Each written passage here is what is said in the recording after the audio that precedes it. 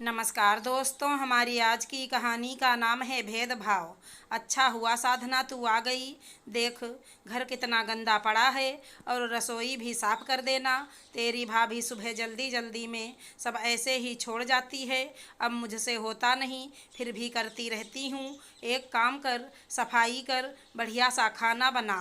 आज तो जी भर के खाऊंगी, वरना कितनी बार तो सूखी सब्जी या दाल बना लेती हूँ।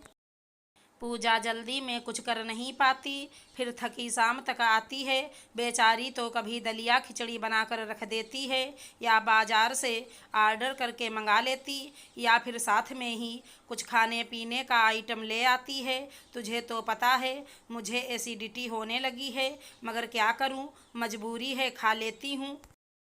पर पेट तो नहीं भरता, अब उससे क्या बोलूं। बेचारी सुबह से शाम तक नौकरी करती है, अब उसको भी कुछ कह नहीं सकते, वरना घर में लड़ाई झगड़ा हो जाएगा। तो ऐसे सूझबूझ से रहती हूँ। राम सती जी के 4 बच्चे हैं। सबसे बड़ी बेटी साधना, बेटा धीरज, बेटी सपना, फिर छोटा नीरज है। बड़े बेटा बहू अलग रहते हैं। और अभी कुछ महीने पहले नीरज की शादी हो गई है, जिसकी पत्नी पूजा कामकाजी है। छुट्टियां शुरू हुई तो माँ राम सती जी ने अपनी बड़ी बेटी साधना को मायके बुला लिया। ऐसा हर बार ही करती थी। जब भी कोई काम होता उन्हें सिर्फ अपनी बड़ी बेटी ही याद आती थी। अभी सफ़र कर आई है, उसके हाल चाल तो पूछे नहीं, सीधा काम करने की बात कर रही हैं। माँ, तुम्हारे घर का तुम जानो, मैं तो यहाँ सिर्फ तुमसे मिलने आई थी। अब मैं अपनी ससुराल जा रही हूँ, यहाँ कोई सफाई और खाना नहीं बनाने वाली। पहली बार साधना का टकासा जवाब सुन राम सती जी कुड़कुड़ा उठी। क्या बकवास कर रही है तू, यहाँ महीने भर रुकने नहीं वाली। देख घर की हालत कैसी हो रही है।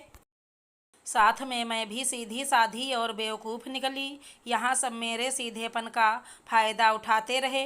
तू बड़ी बहन बड़ी बेटी है, बोल मुझे पागल बनाते रहे। जिम्मेदारियों का पोटला मेरे सर पर रखकर अपनी जिम्मेदारियों से पल्ला झाड़ते रहे। माना बेटी की जिम्मेदारी मायके के प्रति होती है, तो क्या शादी करते ही माँ बाप की जिम्मेदारी बेटी के प्रति ख़त्म हो जाती है। आपने जब कहा तब आपकी दुख बीमारी में मैं आपके साथ खड़ी रही, हर काम आगे आगे करती रही। अपनी ससुराल और घर के काम छोड़कर मायके में आपके कहे अनुसार हर काम किया, मगर मुझे क्या मिला? बेइज्जती, भेदभाव। साधना कैसी बहकी बहकी बातें कर रही है, क्या बेइज्जती कर दी तेरी? अब जैसा घर है वैसे ही रहेंगे, और क्या तेरे को भूखा मारते हैं यहाँ पर। मायके में काम नहीं करना ना कर, फालतू बातें ना सुना। सीधे सीधे बताऊँ, काम चोरी आ गई है तेरे मन में। बस माँ, बंद करो अपनी बकवास। आपको शर्म नहीं आती? हर बार मुझसे ही उम्मीद अपेक्षाएं रखने में 40 साल से आप यही करती आ रही हैं मेरे साथ। पहले आपने बहन और धीरज नीरज 2 भाई पलवाए। हमेशा कहती ये तेरे छोटे भाई बहन हैं, इनका ध्यान रख। तू बड़ी है, माँ की तरह इनका ध्यान रख। आज यही भाई बहन नया सामान लेते हैं, घूमने जाते हैं, बर्थडे एनिवर्सरी पार्टियाँ करते हैं, कभी नहीं बोलते बताते।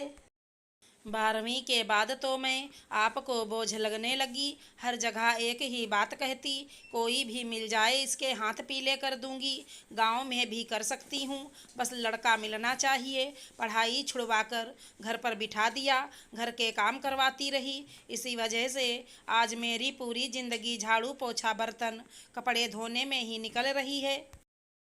जब आपकी छोटी बेटी और दामाद आते हैं, तब आपके घर के नए बर्तन, कप प्लेट सेट, बढ़िया बढ़िया चादर तकिए कवर निकल आते हैं। जब मैं, मेरे बच्चे और पति आते हैं, तो जो भी हो उसी में संतोष कर लेते हैं। यहाँ तक कि आपके बड़े दामाद तो ज़मीन पर बिस्तर बिछाकर ही सो रहे हैं। इतने सालों से। और छोटे दामाद के लिए कमरा सजाया जाता है, कूलर में पानी भरने तक की व्यवस्था नहीं होती हमारे लिए। वहाँ आसानी से छोटी बेटी दामाद के लिए एसी का बिल जमा कर दिया जाता है। रिश्तों के बीच कई बार छोटी छोटी बातें बड़ा रूप ले लेती हैं, ये सोच मैंने सहन किया, मगर हद तो तब हो गई जब नीरज की शादी में आपने 2 महीने पहले से मुझे बुलवाकर अचार बड़ी पापड़ बाजार के सब काम करवा लिए और सबसे क्या बोला, सारा काम आपके बड़े बेटा बहू ने किया है। जबकि धीरज की पत्नी के पास तो समय ही नहीं था, नौकरी जो करती थी मैडम, मगर आपके पास तो एक फ्री की नौकरानी थी ना, जो अपना घर परिवार ससुराल सब छोड़कर आपके पास आएगी और आपके घर के सब काम निपटा देगी और आपकी हर बात पर चुपचाप हाँ में सर भी हिला देगी। और तो और ये सब बातें तो मैं आज ही ना बोल पाती अगर मेरी बेटी ईसा ने उस दिन मुझे यह एहसास ना करवाया होता तो। माँ, आप अपनी दी गई शिक्षा खुद कैसे भूल जाती हो। नीरज मामा की शादी के बाद अचानक बेटी ईसा ने रसोई में आकर जब साधना से सवाल किया तो साधना आश्चर्य से बोली, किस शिक्षा की बात कर रही हो बेटा? वहीं जो आप हमेशा हम दोनों बहनों को देती हैं, पहला मिलजुल कर काम करना चाहिए। ये नहीं कि ईसा बड़ी है तो हमेशा वही मनीषा का ध्यान रखेगी, मनीषा को भी बराबर काम करने को बोलती हैं। इसीलिए हम दोनों बहनें मिलजुल कर अपना कमरा साफ करती हैं, कपड़े जमाती हैं, खाना परोसने में आपकी मदद करवाती हैं। जो भी घर में खाने पीने को आता है आप हमेशा बराबर बांटती हैं, दोनों को एक जैसा प्यार और दुलार करती हैं। साथ में ये भी सिखाती हैं, अगर आपसे कोई गलती हो तो तुरंत बताएं ताकि आगे से गलती हमारे साथ ना करें। जैसा एक बार आपने मनीषा को चॉकलेट दिला दी और मुझे दिलाना भूल गए क्योंकि मैं स्कूल में थी। जब घर पर आई तो मैं बहुत रोने लगी। तब आपको जब अपनी गलती का एहसास हुआ तुरंत आपने मुझे चॉकलेट दी और बोला, आगे से मम्मी से कोई भूल हो जाए तो ज़रूर बताना, मम्मा भी कभी कभी भूल जाती है। अरे मेरी समझदार बिटिया, ये सब शिक्षा तो मैं तुम्हें रोज़ ही देती हूँ, आज अचानक नानी के घर में ये ज्ञान क्यों बांट रही है मुझे?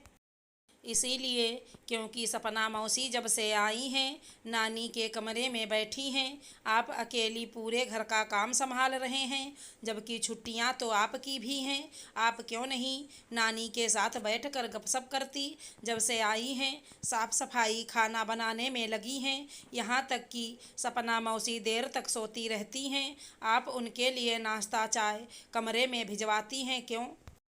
जब आप दोनों बहनें तो आपको भी बराबर काम करना चाहिए ना। और नानी भी आपके साथ भेदभाव करती हैं। मौसी को कितनी सुंदर साड़ी पायल गिफ्ट में दी है और आपके लिए सूट का कपड़ा ला कर दे देती हैं। साधना भौचक्की सी खड़ी थी, अपनी समझदार होती बिटिया के सवालों के जवाब नहीं थे उसके पास। हमेशा सपना को छोटी है बोल, माँ ने सारे काम उसी से करवाए। उसकी शादी थानेदार से हो गई, जिसके रुतबे के कारण भी आज भी सपना मायके में ठाठ से रहती है। सही कहा ईसा ने, हमेशा सगुन और नेगचार में उसे हमेशा ज़्यादा ही दिया जाता है।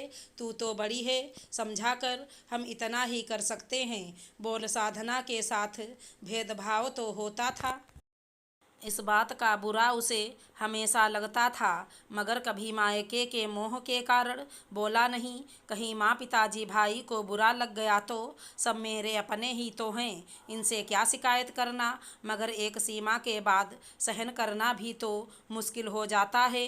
न जाने कितनी बार इन बातों के पीछे आंसू बहा चुकी थी, किसी को अपना दर्द नहीं बताया, घुटती रही। मगर आज बेटी ईसा की बातों ने उसकी आंखें खोल दी। आखिर क्यों इतना समर्पण? जब ये लोग कुछ समझते नहीं, इन्हें भी बताना ज़रूरी है। इज्जत दोगे तब इज्जत मिलेगी। सच इस घर की बड़ी बेटी हूँ, कोई नौकर नहीं जो माता पिता हमेशा अवहेलना ही करते रहेंगे। माँ बाप द्वारा होती अवहेलना के चलते बड़ी भाभी का व्यवहार रूखा ही था। अब छोटी वाली भाभी भी समझ चुकी थी कि साधना दीदी की इस घर में कोई इज्जत नहीं। इसीलिए जब उसे पता चला मैं आने वाली हूँ तो वो भी सारा काम ननद के भरोसे छोड़ छाड़ कर अपनी नौकरी पर चली गई। खैर, जब माँ बाप ने बेटी को नहीं समझा उसका सुख दुख तकलीफ नहीं जानी, इज्जत नहीं दी, तो बहन भाई भाभी क्या इज्जत देंगे। जिसने कभी अपने गलत को गलत समझा ही नहीं, वो आज अपनी गलती को क्या मानते। साधना की बात सुन माता पिता भाई मुंह बनाकर बैठ गए, क्योंकि अभी भी उनके मन में यही था कि हमने इसे पैदा करा, पाला पोसा, और ये हमें क्या सिला दे रही है। हमारा एहसान तो मान नहीं रही, ऊपर से क्या क्या बकवास सुना रही है। सबकी सूरत देख इस बात को साधना अच्छी तरह से समझ गई थी, इसलिए अपना पर्स उठा चुपचाप घर से बाहर निकल गई। ऐसे माँ बाप और मायके से उम्मीद मोह ख़त्म कर अपने आप को हल्का महसूस कर रही थी। अब वो जीवन से जो मिला, जितना मिला, उसी में खुश रहना चाहती थी। अगर हमारी कहानी पसंद आई हो तो चैनल को लाइक शेयर सब्सक्राइब करें। धन्यवाद दोस्तों।